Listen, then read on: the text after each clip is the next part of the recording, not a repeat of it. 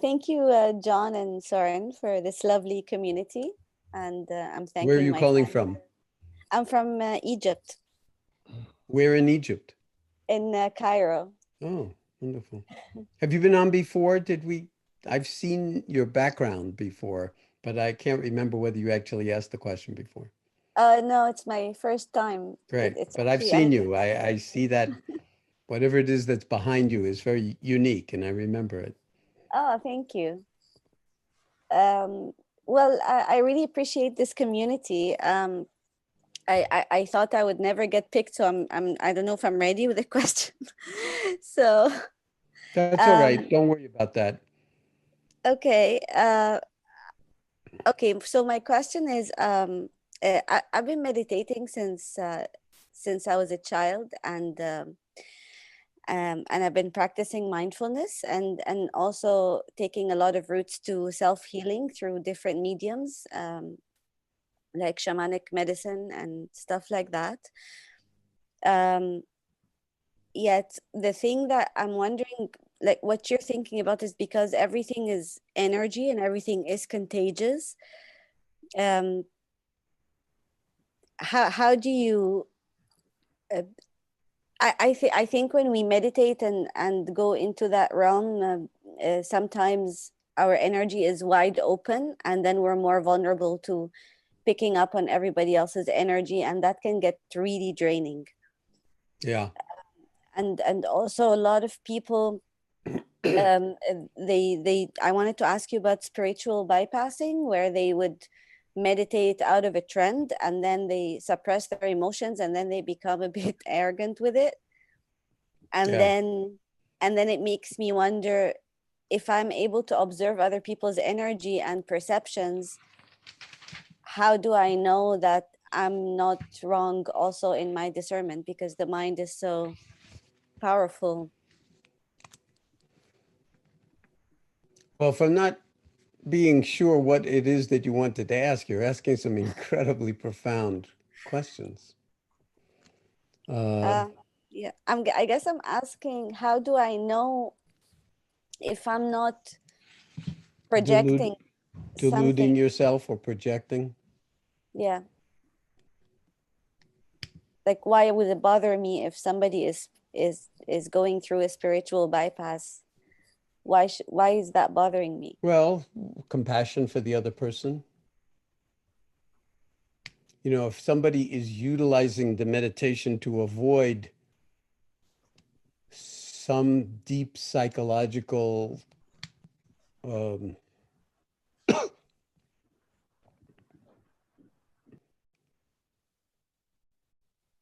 patterning, let's say, or conditioning that really requires looking at in order to sort of interface with the world in ways that are optimally kind and beneficial, not just for oneself, but for other people, and instead adopt this kind of spiritual. I'm assuming I know what you mean by spiritual bypass, because it's kind of like a common term where you use the meditation practice actually to be more mindless rather than to be more mindful. But you build up a story about how mindful or enlightened you are, Yeah. and beyond the usual concerns of others. And what you're pointing at is a disease. It's a disease, and it's not that uncommon among meditators that we'll get into. I mean, in the Zen tradition, they call it Zen sickness.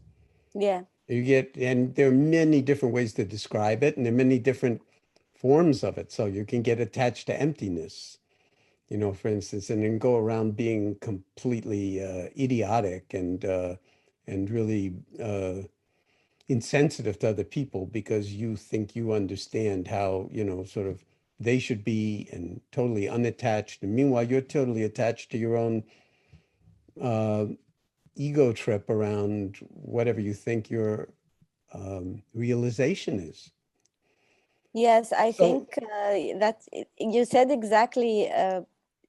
The point is that, like, how I think what bothers me about it is it turns from, like, they take the idea of detachment to indifference, yeah, and then they become sociopathic, and it really hurts a lot of people. Okay, so now you said the idea of detachment, and I noticed that very early on when I was describing MBSR, I actually used the word detachment. I never use the word detachment anymore.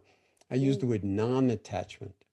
Yeah, Okay, that's because better. detachment has a certain kind of connotation that's really akin to disassociation, Exactly. Yes. separation, not caring.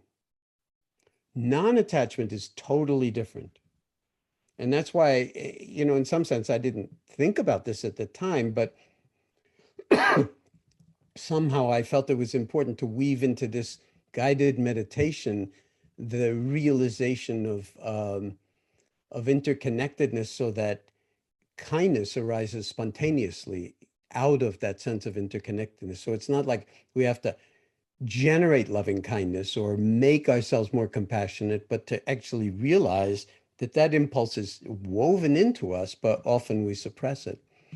So I really appreciate your questions, because they're all pointing to, how do you know when you're having an authentic experience? And then if you're making yourself so wide open, then you're taking in everybody else's pain, and then you're going to be suffering that way because you're identifying with their pain or their ignorance or their aggression or whatever. And the answer is, you know what the answer is already, and I already said it because it's in the identification. Right. Yeah. It's as long as you see that you're doing the identifying, then there's a you that you're reifying who's holding that position. But as soon as you don't see that, then people are going to be the way they are, and they're going to practice the way they're going to practice. And you can't just make the world safe for mindfulness or heartfulness any more than you can make the world safe for democracy, except by being democratic and loving what is most important. So the more you're able to do that, then you won't take on the pain and suffering of other people in a way that's toxic to you.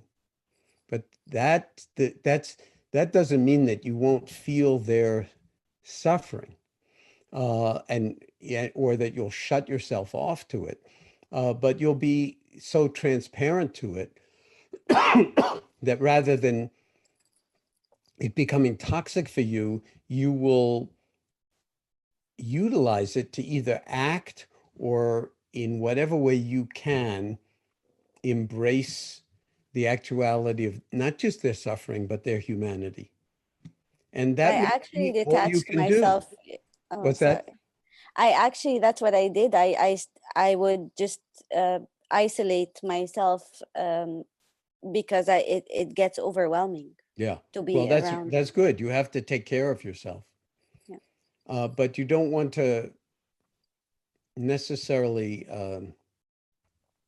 write people off, even though some of them are really, you don't necessarily want to become their best friend. And you do need to navigate who you want to be with and who you don't really want to be with. Mm. And sometimes, well, this is just sort of part of being human, is that just because people fall into spiritual traditions or communities doesn't mean all of a sudden they are enlightened or spiritual or whatever. But if Yeah. they think they are, then that becomes problematic. Thank you. I really appreciate it.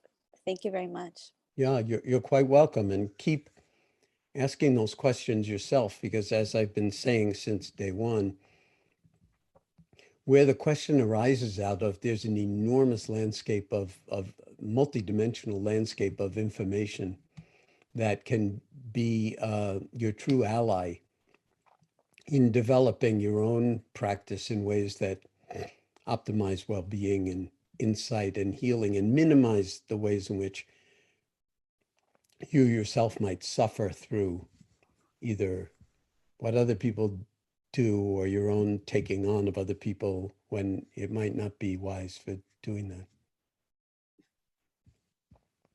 Thank you.